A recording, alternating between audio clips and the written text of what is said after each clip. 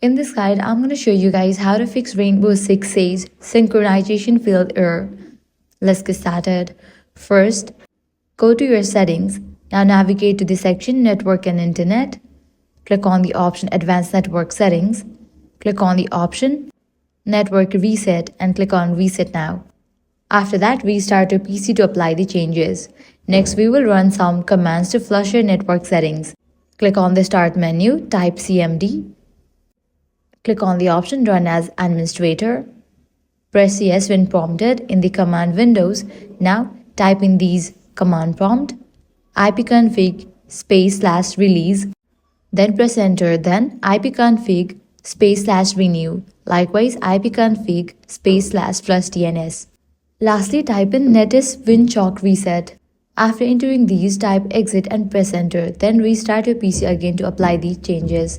Now let's move on to changing your DNS settings. For that, click on the Start menu, search for Control Panel, launch it. Then head over to the option Network and Internet. Click on the option Network and Sharing Center.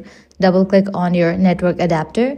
Then open Properties, select Internet Protocol version 4 and click Properties again. Here choose use the following DNS server addresses and enter the following. Preferred DNS server 8.8.8.8 and alternate DNS server 8.8.4.4. After following these steps, you should be able to fix synchronization failed error and launch Rainbow Six Siege without any problems. If this guide helped you out, do not forget to like, share and subscribe.